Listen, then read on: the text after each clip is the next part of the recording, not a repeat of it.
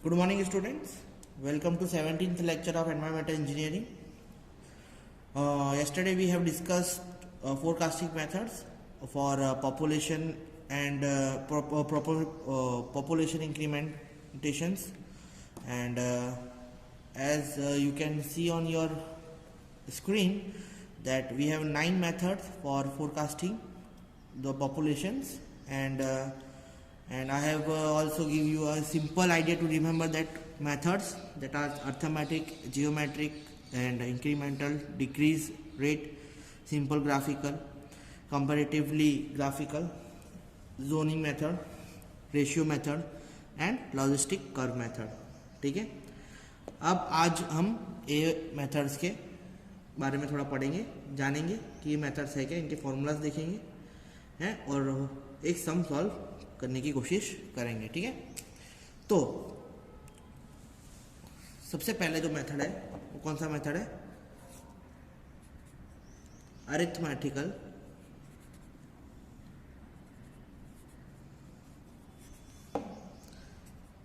Increase method. ठीक है, कौन सा मेथड? Arithmetical increase method. ठीक है, ये सबसे मोस्ट सिंपल मेथड है पॉपुलेशन फोरकास्टिंग का. ठीक है, पर इसके जो रिजल्ट्स होते हैं वो लोअर मिलते हैं अपन को, एकदम एक्यूरेसी इसकी अच्छी नहीं रहती है. ठीक है, ये जो मेथड है वो अजम्पशन के ऊपर बना गया है. पॉपुलेशन इंक्रीज जो होगी वो जो हमारे अजम्पशन के ऊपर हम इसकी जो पॉपुलेशन इंक्रीमेंट लेंगे एंड डेकेड टू डेकेड उसकी जो पॉपुलेशन रहेगी वो कांस्टेंट रहेगी. ठीक है, अब जो rate of change of the population है वो कांस्टेंट रहेगी, यानी उसको अपन ऐसा लिख सकते हैं, जो the rate of change of population remain constant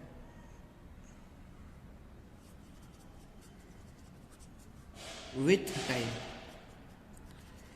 समझ में? टाइम के साथ जो कांस्टेंट है पॉपुलेशन इंक्रीमेंट, जो चेंज है पॉपुलेशन के अंदर वो कांस्टेंट रहने वाली है. तो अपन उसको ऐसे लिख सकते हैं, डेरिवेटिव ऑफ पी यानी population respect to derivative of time is equal to C. यानी सेम चीज बात बोल रहा हूँ मैं, जो पॉपुलेशन इंक्रीमेंट है. ठीक है, the change in population respect to time is will be constant. ठीक है, अब ये क्या है? DP upon T. इसको अपन बोल सकते हैं rate of change in population. ठीक है, अब इसके ऊपर से एक फॉर्मूला मिलता है अपन को. फ्यूचर जो भी पॉपुलेशन है उसके लिए अपन लिखेंगे P N is equal to P plus N into I. ये है अर्थमेटिकल इंक्रीज मेथड का फॉर्मूला. क्लियर है? जिससे अपन को क्या मिलेगा? फ्यूचर पॉपुलेशन मिलेगा. तो फ्यूचर पॉपुलेशन क्या हुआ? पी एन हुआ. समझ में आया है ना? फ्यूचर पॉपुलेशन क्या हुआ? पी एन हुआ, है ना? और पी अपना क्या हुआ? Present population. पी अपना क्या हुआ? Present population. क्लियर है? फिर आई अपना क्या हुआ? Average increment for a decade. Clear है ना? ये हुआ. और एन अपना क्या हुआ? Number of decade. क्लियर है? अर्थमेटिकल इंक्रीज मेथड में आपको पता चल गया ये जो मेथड है किस पे डिपेंड करती है? Rate of change in the population. Population की जो रेट ऑफ चेंज है वो चेंज होती है, उसके ऊपर इसका जो फॉर्मूला है वो अपन डेवलप करते हैं. पर ये जो रेट ऑफ चेंज रहेगा पॉपुलेशन का वो कांस्टेंट रहेगा. जैसे 20,000 बढ़ रहा है तो 20,000 ही आगे बढ़ता रहेगा. ठीक है, डिफरेंस उस तरीके से अपन लेते रहेंगे. इसको अपन एजम्पशन कर लेते हैं. ठीक है, this method is based on assumption. Clear? इसलिए इसका जो अजम्पशन पे जो मेथड डिपेंड करती है, जो तथ्य पे कोई जो मेथड डिपेंड नहीं करती, उसकी एक्यूरेसी अपनी कम रहती है। क्लियर है ना? तो ये था अर्थमेटिकल मेथड के बारे में। इसके बाद जो है वो है जियोमेट्रिकल इंक्रीज मेथड, इसके बारे में पढ़ते हैं। सेकंड जो मेथड है हमारा वो है geometrical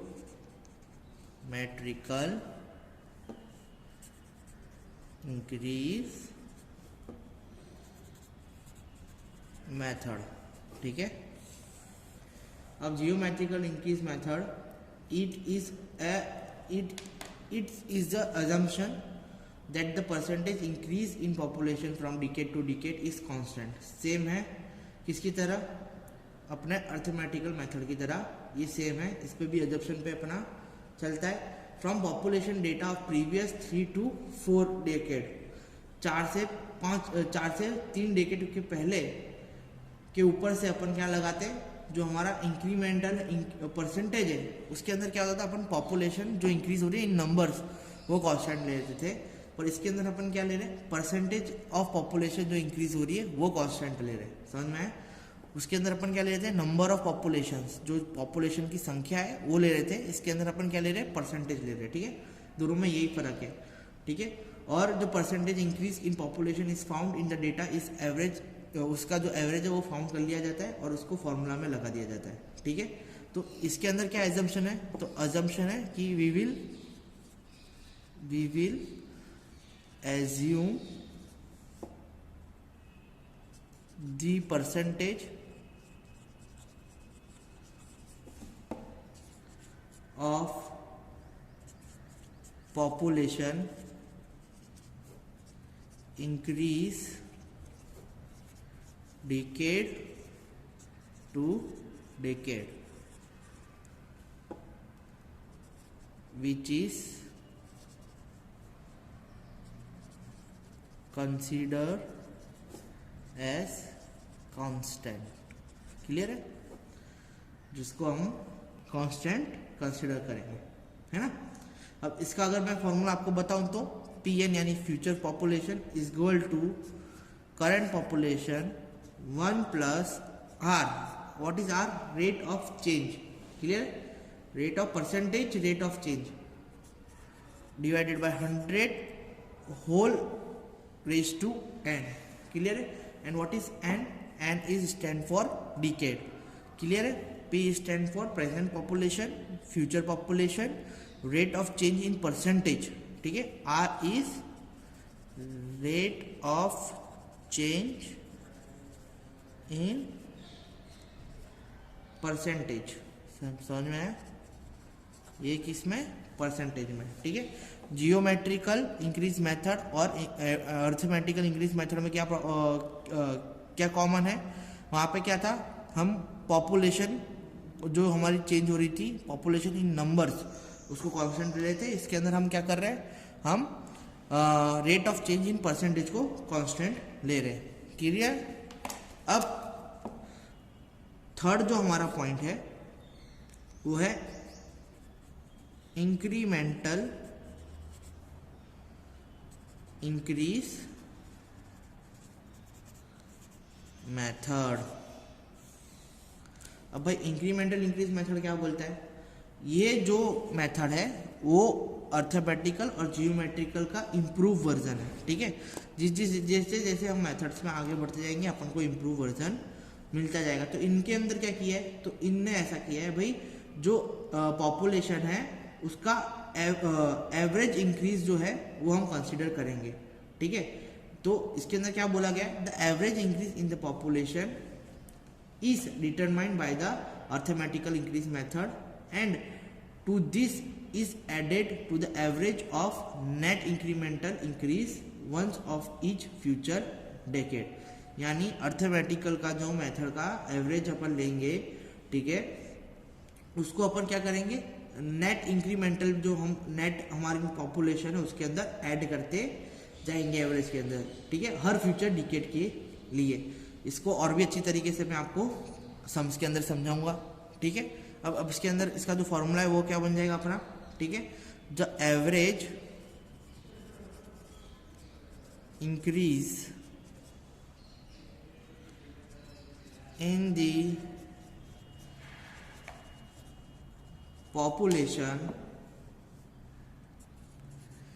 is determined by the arithmetical increase method, and to this is added the average of the net incremental increase once for each decade, each future decade. समझ में आया? मैं क्या करूँगा कि average increase in the population, ठीक है, उसका एवरेज ले लूँगा किसका, अर्थमेटिकल इंक्रीज मेथड से, ठीक है। तो अर्थमेटिकल इंक्रीज मेथड सेम रहेगी। फिर वो जो इंक्रीमेंटल एवरेज मेरा आया है उसको मैं ऐड करता रहूँगा किसके अंदर, हर एक डिकेड के जो फ्यूचर में, जैसे कि मेरे को 2030 का फाइंड करना है, तो 2030 के लिए जो भी मेरा अर्थमेटिकल इंक्रीज मेथड का एवरेज आया है उसको मैं ऐड करता रहूँगा किसके लिए, इंक्रीमेंटल मेथड के लिए, ठीक है। इंक्रीमेंट के जो इंक्रीमेंट है उसके अंदर ऐड करता मैं रहूँगा। क्लियर है?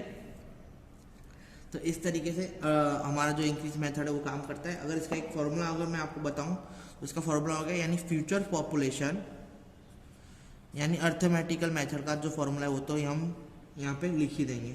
इसके अंदर ऐड क्या करना है मेरे को, हर एक डेकेड के अंदर मेरे को एक इंक्रीमेंट ऐड करना है, ठीक है। जो मैं इंक्रीमेंट ऐड कर दिया, नेट इंक्रीमेंट डिवाइडेड बाई 2 करूँगा, ठीक है, और R1। अब इसके अंदर R1 क्या है, तो R1 है भाई इसके अंदर एवरेज इंक्रीमेंटल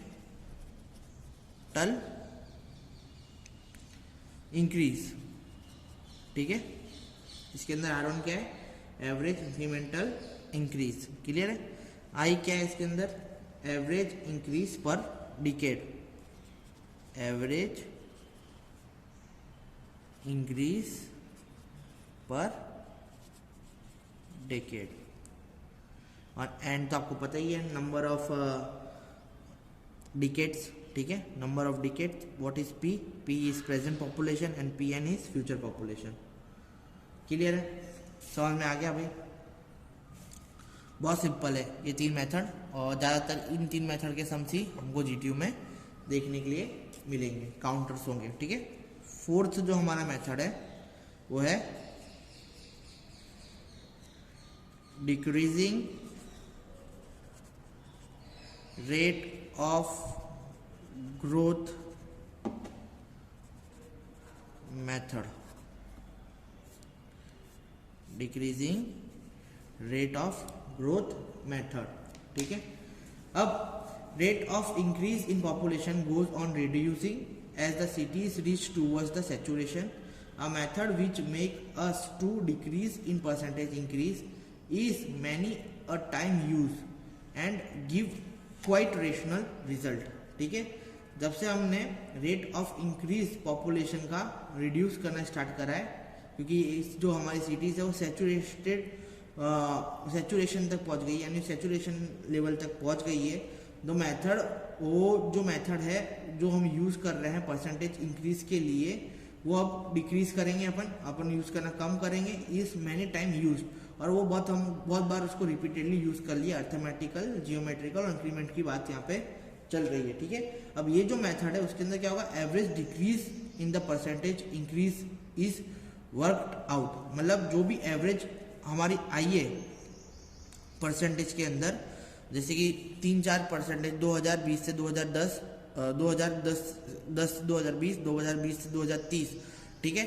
अब इसके इनकी जो एवरेज लेंगे 2010 से 2020 की जो भी एवरेज बनेगी और 2020 से 2030 की जो एवरेज बनेगी, इन दोनों का डिफरेंस लेंगे और उसका जो डिक्रीमेंट है वो हम उसके ऊपर अपन वर्कआउट करेंगे। And it is then subtracted from the least percentage increase for each successive decade.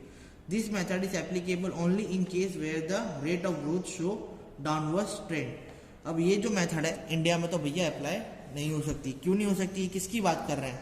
तो जहाँ पे जो पॉपुलेशन मैथ ये लोग इसकी बात कर रहे हैं कि भाई हम क्या करेंगे 2010 से 2020 की एवरेज लेंगे और 2020 से 2030 की एवरेज लेंगे, ठीक है, और उन दोनों के बीच का डिफरेंस निकालेंगे और हमको क्या करना है, हमको कॉन्सेंट्रेट करना है कि भाई कितना डिक्रीमेंट हुआ है एवरेज के अंदर. पर दिस इज नॉट पॉसिबल क्योंकि इंडिया के अंदर तो भैया पॉपुलेशन है वो कम होने से रही, ठीक है, तो पॉपुलेशन इंक्रीज ही होगा. तो ऑटोमेटिकली ये जो मेथड है we can not apply this method in India because population will increase in the Indian the country like India. समझ में? और भी बहुत सारी कंट्रीज है जहाँ पे इस तरीके की समस्या है. पॉपुलेशन डिक्रीज की समस्या डिक्रीज में जहाँ तक समझ सकता हूँ वहाँ पे तो ऑलमोस्ट कोई भी कंट्री ऐसी नहीं होगी जहाँ पे पॉपुलेशन का डिक्रीज होने के चांसेस हमको दिखेंगे, ठीक है. तो दिस मेथड मेरे हिसाब से it's not applicable for as many as country in the world. Clear है? अब ये जो मेथड है इसके बारे में अपन सिर्फ लिख लेते हैं कि इसका कोई फॉर्मूला नहीं दिया है. इन लोगों ने सिर्फ इस तरीके का एक्सप्लेनेशन दिया है कि in this method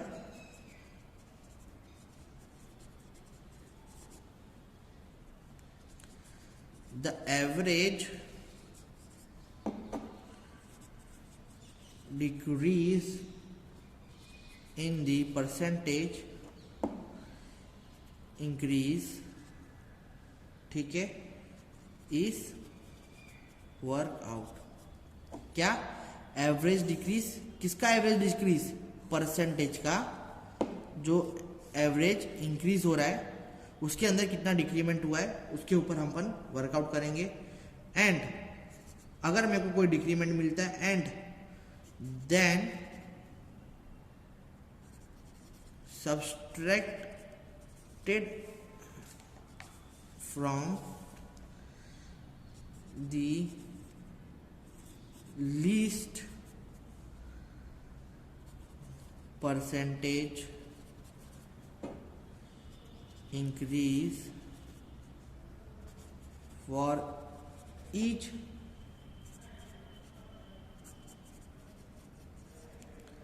successive decades, ठीक है. फिर उसको सब्सट्रैक्ट करेंगे किसमें से, मतलब सबसे पहले क्या करेंगे एवरेज डिक्रीज ले लेंगे. किसका? एवरेज इंक्रीज का, ठीक है. बहुत सारे एवरेज इंक्रीज आएंगे उसका डिफरेंस निकालेंगे, अपन को क्या मिल जाएगा? एवरेज डिक्रीज मिल जाएगा. अपन को जो कांस्टेंट एवरेज डिक्रीज मिल रहा है उसको लीस्ट परसेंटेज इंक्रीज, जो हमारा सबसे कम परसेंटेज डिकेड्स के अंदर जो परसेंटेज इंक्रीज हुआ है उसमें से उसको माइनस कर देंगे फॉर सक्सेसिव डिकेड. जो भी डिकेड जैसे 2010 से 2020, 20 से 30, 30 से 40. अब 30 से 40 में सबसे कम परसेंटेज पॉपुलेशन का इंक्रीमेंट हुआ है तो हमको जो डिफरेंस आया उसके अंदर से वो माइनस कर देंगे, ठीक है. पर ये मेथड कहाँ पे एप्लीकेबल है? This method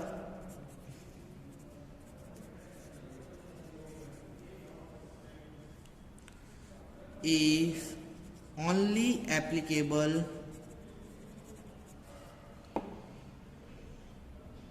where rate of growth in population is decrease. समझ में आ गया आपको ये चीज? ठीक है, ये चीज क्या बोलना चाहते हैं आपको समझ में आ गया? नहीं समझ में आया तो आप मुझे बता देना, वापस से एक्सप्लेन कर दूंगा आपको. जो हमारा पांचवा पॉइंट है वो है simple graphical method. Simple graphical method के अंदर क्या होता है कि दो तरीके के ग्राफ, दो हिस्सों में हम ग्राफ को डिवाइड कर देते हैं, ठीक है. तो जो ग्राफ है वो डिवाइड होता है पॉपुलेशन और टाइम के बीच में, ठीक है. उसके अंदर जो सेंसस डेटा है उसके बेस के प्रीवियस ईयर से उसके बेस में अपन वो जो ग्राफ को प्लॉट करते हैं, एक कर्व बनाते हैं और वो कर्व के ऊपर से अपन अंदाज़ा लगाते हैं कि भाई इसका जो एक्सटेंशन है एकदम स्मूथली अंदाज़ा लगा देते हैं कि भाई इस तरीके से एक्सटेंशन, मतलब एक रफ अंदाज़ा लगा देते हैं कि भाई हमारा इस तरीके से पिछले साल के अंदर इतना इंक्रीमेंट हुआ था तो आगे जाके इतना इंक्रीमेंट होने की आशा है। क्लियर? तो क्या है,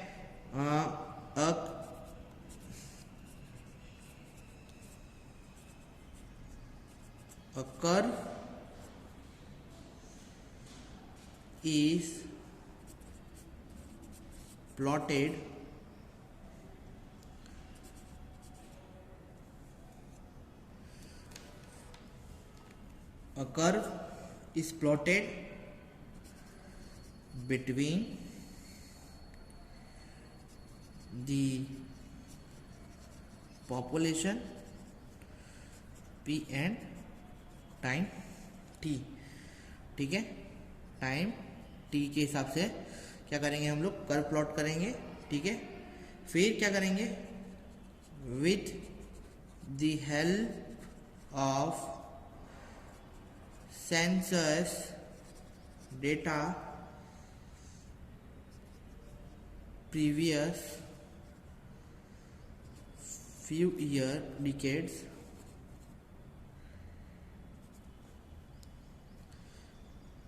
the curve is smoothly extended to forecast the future population. समझ में आ गया आपको? ठीक है, अभी जैसे कि मैं आपको एक एग्जांपल दे देता हूँ। ये मैंने ग्राफ प्लॉट कर दिया। ठीक है, ये मैं यहाँ पे रखता हूँ पॉपुलेशन, यहाँ पे रखता हूँ टी। ठीक है, यहाँ पे 10,000, 20,000, 30,000, 40,000, 50,000, 60,000, 70,000 और 80,000 तक मैंने क्या किया है, पॉपुलेशन इंक्रीज के लिए मैं डिज़ाइन, मेरा जो डिज़ाइन पीरियड है, डिज़ाइन पॉपुलेशन 80,000 तक का रखा है फॉर एग्जांपल। और यहाँ पे मैं क्या लिखूँगा, टाइम लिखूँगा इंडिकेट 1941। ठीक है, और फिर मेरे पास डेटा के हिसाब से 51, 1951, 61, 71, 81, 91। समझ में आ रहा है? फिर 2001, इस हिसाब से 2011 और 2021 तक अपन वो डेटा ले लेते हैं। ठीक है, अब मेरे पास जो डेटा है वो कहाँ तक का है, 2021 का मेरे पास डेटा पड़ा हुआ है। 2001 तक का मेरे पास डेटा पड़ा हुआ है, 2011 और 2021, यानी दो पीढ़ी के लिए मुझे क्या करना है, 2 डिकेड के लिए मुझे बनाने का। अब 10,000 से जो मेरे पे डेटास पड़े हुए हैं उसका मैं अगर एक ग्राफ प्लॉट कर दूं ऐसा अंदाजन, तो यहाँ तक पॉपुलेशन इंक्रीज हुई है। समझ लिए कि 70 तक हमारी पॉपुलेशन इंक्रीज हुई है ना। और एक मैक्सिमम तक अनलिमिटेड अपन जो डिज़ाइन पीरियड है पॉपुलेशन वो ले सकते हैं। तो मैं क्या करूँगा, जो मेरे को अंदाजन जो प्रीवियस डेटा है कि भाई यहाँ पे इतनी पॉपुलेशन इंक्रीज हुई, यहाँ से इतनी पॉपुलेशन इंक्रीज हुई, यहाँ पे इतनी पॉपुलेशन इंक्रीज हुई, यहाँ पे इतनी पॉपुलेशन इंक्रीज हुई, यहाँ पे इतनी, प्रीवियस डेटा से मैं क्या करूँगा, एक एक्सटेंडेड ग्राफ बता दूंगा। ठीक है, 2021 तक का एक्सटेंडेड ग्राफ मैं प्लॉट कर दूंगा। अब ये जो इससे मुझे पता चल जाएगा कि भाई ये है, ये जो चीज़ है, इससे मुझे पता चल जाएगा कि भाई मेरा जो पॉपुलेशन इंक्रीमेंट हुआ है वो कितना हुआ है। तो ये जो एक्सटेंडेड ग्राफ है, इससे अपन को एज्यूम कर लेंगे हम कि हमारा डिज़ाइन पीरियड इतना है, 2011 से लेके 2001 से लेके 2021 तक हमारा जो डिज़ाइन पीरियड है उसका जो पॉपुलेशन इंक्रीमेंट है वो एक्सटेंडेड कर्व से इतना हमको मिल रहा है। ठीक है, तो ये जो टाइम वर्सेस पॉपुलेशन का है, तो इसके अंदर जो मेन चीज़ क्या है, हमारे पास जो सेंसस का जो डेटा है वो बहुत इंपॉर्टेंट है। प्रीवियस सेंसस का जो हमारे पास डेटा है उससे जो हमारा जो ग्राफ है वो प्लॉट होता है और हम लोग क्या करते हैं, जो पॉपुलेशन फोरकास्टिंग का अंदाज़ा लगाते हैं। ठीक है, जो हमारा नेक्स्ट मैटर है वो है ग्राफिकल कंपैरिजन मेथड। छठा मेथड आया हमारे पास graphical comparison method, sixth method. ठीक है, सिक्स्थ मेथड है हमारे पास कौन सा, ग्राफिकल कंपैरिजन मेथड। इसके अंदर भी सेम टाइम वर्सेस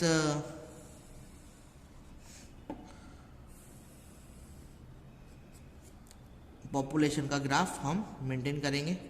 ठीक है, यहाँ पे सारी पॉपुलेशन आ जाएगी, जैसे कि लिखो 25,000 से चालू करते हैं, 25, 30, ठीक है, फिर 40, 50, 60, है ना, फिर आ गया 70,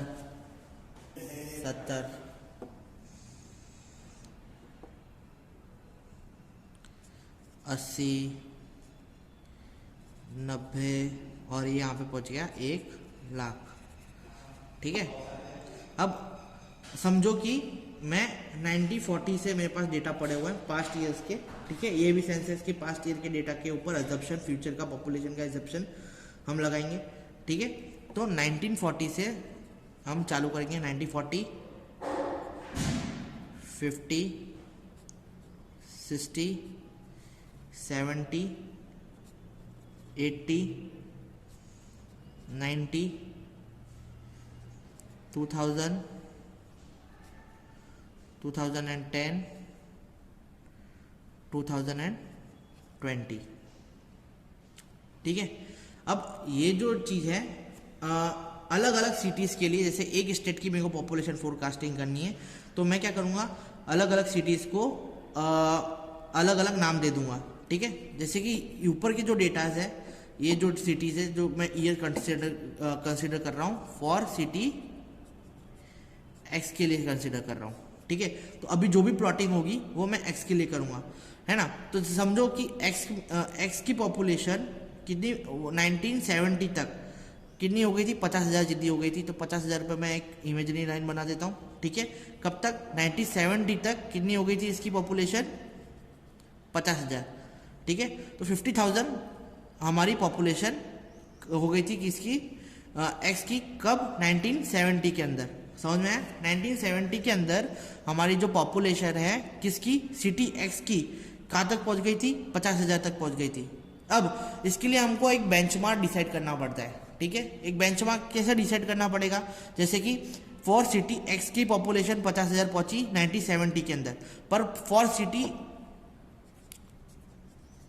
सिटी ए की जो पॉपुलेशन है वो 1990 के अंदर ही पहुंच गई थी, 1990s के अंदर ही वो पहुंच गई थी, कहाँ पे, 50,000 पे। ठीक है, अब 50,000 पे वो 1990 पे पहुंच गई थी, तो अपन क्या करेंगे, यहाँ से 1990 का ग्राफ प्लॉट करेंगे। 1940 से लेके 90 यहाँ पे 1990 से अपन जो ईयर है उसकी शुरुआत करेंगे। समझ में आया। अब यहाँ पे तो पॉसिबल नहीं है, तो अपन क्या कर सकते हैं, नीचे लिख सकते हैं। ठीक है, कि भाई 1900 में हमारी जो पॉपुलेशन है सिटी ए की कहाँ पे पहुँच गई थी, 50,000 तक पहुँच गई थी। समझ में आया। तो इस तरीके से, वैसे ही for city B, city B की जो पॉपुलेशन है वो 1915 में पहुंच गई थी 50,000। तो इस तरीके से ग्राफ प्लॉट कर देंगे।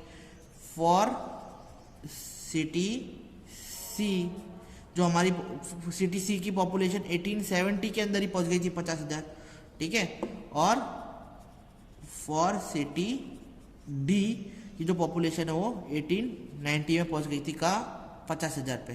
समझ में। तो ये जो शो कर देता है पूरी की जो पूरी सिटीज है हमारी एक स्टेट की, उसके पॉपुलेशन इंक्रीमेंट अपन को यहाँ पे मिल जाता है, कि पूरा का पूरा डेटा अपन को एक जगह पे मिल जाएगा। ठीक है, अब उसके हिसाब से जो पॉपुलेशन सिटीज का जो है ना, वो अपन क्या करेंगे, ग्राफ प्लॉट कर देंगे। जैसे सिटी बी की जो सेंसेक्स डेटा है वो इस तरीके से जा रहा है कि भाई उसका इंक्रीमेंट समझो इस तरीके से हो रहा है। ठीक है, डी का इंक्रीमेंट इस तरीके से हो रहा है ना। पॉपुलेशन सिटी सी का इंक्रीमेंट इस तरीके से हो रहा है, और ए का इस तरीके से होगा। पास्ट डेटा से हमने 2020 तक इनका इंक्रीमेंट अपन ने 2020 तक के जो भी डेटा है अपन ने उनका इंक्रीमेंट इसके अंदर डाल दिया, ठीक है। अब फॉर सिटी एक्स के पास एक्स की वजह से अपने पास जो डेटाज हैं वो नहीं है, पर हम जो एक्स को क्या कंसिडर करेंगे कि बाकी की सिटीज की तरह एक्स की जो सिटी है, जो एक्स सिटी है वो भी डेवलप्ड हुई है बाकी के पास्ट ईयर्स में, ये अपन को एज्यूम करना पड़ेगा, ठीक है। और इसके बेस के ऊपर अपन क्या करेंगे, एक प्रपोज्ड एक्सटेंडेड लाइन मारेंगे किसके लिए, सिटी एक्स के लिए, समझ में। अब देखो ये जो भी डेटाज हैं उसके अंदर मैं वही बता रहा हूँ। सिटी ए के लिए जैसे कि हम यहाँ पे 1980 पे देखेंगे तो सिटी ए, तो ये जो सिटी ए का ग्राफ है ये सिटी ए का ग्राफ है, सिटी ए, ये सिटी सी, ये डी और ये बी का ग्राफ है, समझ में आया। तो सिटी 80 जो 1980 है, सिटी एक्स है वो पहुंची थी कहाँ पे, अगर मैं देखूंगा सिटी एक्स को मैं ऊपर ले जाऊंगा, इसको एक्सटेंडेड करूंगा, ठीक है। तो 1910 में, ठीक है, हमारी जो सिटी ए है वो पहुंच गई थी कहाँ तक, 54 बोल सकते हैं, 54,000 तक। वहीं पे हमारी जो सिटी एक्स है वो 1980 में पहुंची है, ठीक है। वैसे सिटी बी कब पहुंची थी, 1925 में, फिर ये सिटी 80 में पहुंची थी और 90 में पहुंच गई। तो इस तरीके से जो इंक्रीमेंट है वो बढ़ता जाए। वो सेम डेटा मैं आपको जो सेंसेक्स के डेटा है वो मैं यहाँ पे डाल देता हूँ। 35 में सिटी का इंक्रीमेंट हुआ था, 90 में हुआ था, 10 में हुआ था, ठीक है।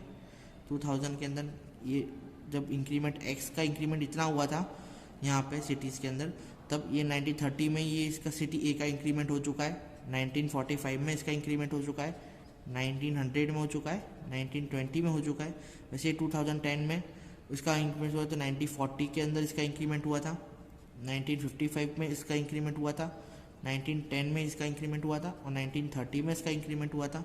फिर 2020 सिटीज़ के अंदर 2020 के अंदर एक्स सिटी का जितना इंक्रीमेंट हुआ था उतना इंक्रीमेंट ए सिटीज़ का 1950 में ही हो चुका था। फिर यहाँ पे 1965 में हो चुका था, ठीक है, 1920 में हो चुका था एंड यहाँ पे 1940 में हो चुका था। क्लियर है मैं क्या बोल रहा हूँ। अब यहाँ पे जो सिटीज़ है वो थोड़ी ऊपर नीचे हो गई है। ये सिटी एक्स है, city A, city B, city C and city D, ठीक है। यहाँ पे भी मैं अगर लिख सकता हूँ तो ये एक्स है, ये ए, ये बी, ये सी एंड डी। थोड़ा प्रॉब्लम रहेगा इसके अंदर, ठीक है। तो अब मैं क्या करूँगा, जैसे कि सपोज मैंने एस्टिमेशन लगा लिया population of city x at the end of year 2020 में, मेरे को एस्टिमेशन लगाने का एक्स सिटी का, ठीक है ना। मेरे को इसका अंदाजा लगाना कि भाई एक्स सिटी का कितना एस्टिमेशन आया था 1970 के अंदर, ठीक है, 50,000 जितना का, ठीक है। तो मैं अगर जो प्रेजेंट पॉपुलेशन है फॉर सिटी एक्स की 50,000 है कहाँ पे 1970 में, ठीक है। कितनी पॉपुलेशन है सिटी एक्स की 1970 में 50,000 है, ठीक है, ये मेरे को पता है। Then the available data for similar cities A B C D उसको एनालिस करेंगे अपन, ठीक है। फिर let it be found the city A reach in 1990 में, ये मैंने आपको बता दिया 1990 में जो सिटी ए है वो रीच कर गई है कहाँ पे 50,000 पे, ठीक है। जबकि 1970 में एक्स जो सिटी है वो 1970 में रीच करी थी, ठीक है। सिमिलरली बी सी डी और बाकी के जो ईयर्स है वो 50,000 में रीच कर चुके हैं अलग अलग सन्स के अंदर, ठीक है, अलग अलग ईयर के अंदर। अब क्या करेंगे हम, कर्व एक्स सिटी को एक्सटेंड करेंगे किसके बिटवीन में, ए बी सी और डी के बीच के अंदर हम क्या करेंगे, कर्व को हम इन्फ्लुएंस करेंगे तो हमको क्या मिल जाएगा, rate of growth of the city X मिल जाएगा, समझ में आया, ठीक है। तो मैं क्या कर रहा हूँ इसके अंदर एक सिंपल सी चीज मैं आपको बताता हूँ। जो हमारे पास डेटा पड़े हुए हैं ए बी सी डी के, ठीक है, इंक्रीज हुआ है, जैसे कि अभी मेरे को करने का है सिटी 20 तक इतना इंक्रीमेंट हुआ है, कितना इंक्रीमेंट हुआ है एक्स सिटी का। मेरे पास डेटा कहाँ तक का पड़ा है 90 70 का पड़ा है, पर जो मैंने पास्ट डेटा पड़े हुए हैं, ठीक है, और उनका इंक्रीमेंट देख के मैं क्या करूँगा, मैं एक इन दोनों के बीच के डेटास लेके एक एक्सटेंडेड ग्राफ बनाऊंगा, ठीक है। और ये जो एक्सटेंडेड ग्राफ होगा वो होगा मेरा proposed design for extension of city x. थोड़ा कॉम्प्लिकेटेड है, ठीक है, पर आप इसको समझेंगे, इसके बारे में पढ़ेंगे तो आपको अच्छी तरीके से पता चल जाएगा, ठीक है। अब इसकी अगर डेफिनेशन अगर मैं लिखूं तो क्या बोल सकते हैं इसकी डेफिनेशन के अंदर, the cities having condition and characteristics similar to the city whose future population is to determine are first all selected, ठीक है। फिर एज्यूम करते हैं कि सिटी इज अंडर डेवलपमेंट है वो, ठीक है, and selection of similar cities have developed in the past, ठीक है। जैसे ये A B C D cities हैं वो ऑलरेडी डेवलप हो चुकी हैं, और ये जो सिटी है वो अंडर डेवलपिंग है, ये हम कंसिडर करके चलेंगे, ठीक है। This method is logical background and statistic of development of city, similar cities are available, quite precious and reliable result can be obtain, ठीक है। अगर मेरे पास पास डेटा पड़ा हुआ है कि भाई सिटी का डेवलपमेंट इतना ही हुआ है, जैसे कि एक्स सिटी का डेवलपमेंट 20 में इतना हुआ था, ठीक है, पर ए सिटी का डेवलपमेंट 1950 में इतना हो चुका है, ठीक है, मतलब पॉपुलेशन हमने फोरकास्टिंग कर चुकी है यहाँ 1950 में ये रीच कर चुका है इतना, ठीक है। तो ये एजम्पशन लेके चलेंगे कि भाई ये डेवलपिंग सिटी और ये डेवलप्ड सिटी है, उसके बेस पे एक लॉजिस्टिक कर्व बनाएंगे, और वो कर्व को अपन क्या करेंगे आगे अच्छी तरीके से एक्सटेंड करेंगे, और उससे अपन को क्या मिलेगा, प्रपोज्ड एक्स की परसेंटेज की अपन को एक फॉर्मूला मिल जाए, ठीक है।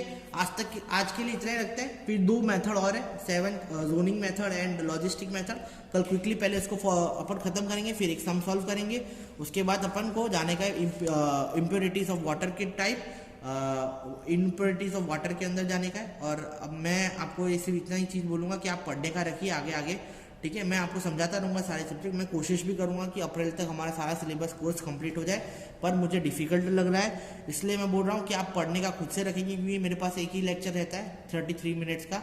मैं कोशिश करूँगा कि वीक में सारे लेक्चर्स बनाने की कोशिश करूँ, वीक में सारे कवर करने की कोशिश करूँ, पर मेरी थोड़ी कंडीशन, मेरा भी थोड़ी कंडीशन इस तरीके की नहीं रहती कि मैं हर बार लेक्चर ले पाऊँ, ठीक है। पर जब भी मेरे को मौका मिलता है तो मैं लेक्चर लेने की कोशिश कर रहा हूँ, और आप प्लीज़ कोऑपरेट करिए और पढ़ने का रखिए। नहीं पढ़ोगे ना तो ये सब्जेक्ट बहुत हार्ड है और नहीं फायदा, और सब्जेक्ट इंपॉर्टेंट सब्जेक्ट है, ऐसा नहीं समझना कि लोल्लू पोल्लू सब्जेक्ट है और इसको हम ऐसे 1-2 रात करके मतलब 1-2 रात पहले पढ़ोगे पास हो भी जाओगे, पर कोई फ़ायदा नहीं है दोस्तों। देखो ऐसे इंजीनियरिंग करने का सच्ची में कोई फ़ायदा नहीं है, ठीक है। इंजीनियरिंग करना है, थोड़ा करो, थोड़ा पढ़ो, पर सीखो यार, ठीक है। सीखोगे ना तो ही आगे बढ़ पाओगे, वरना कोई मतलब नहीं है रट रट के एग्ज़ाम के अंदर पेपर लिखने का। सिर्फ अपने मार्क्स बढ़ाओगे पर ज़िंदगी के जो मार्क्स है वो घट जाएंगे। इससे बेटर है सीखो, अंदर उतारो, जिज्ञासा लाओ अपने अंदर, ठीक है, और कुछ नया करने की कोशिश करो, नहीं तो बहुत पीछे रह जाओगे, ठीक है।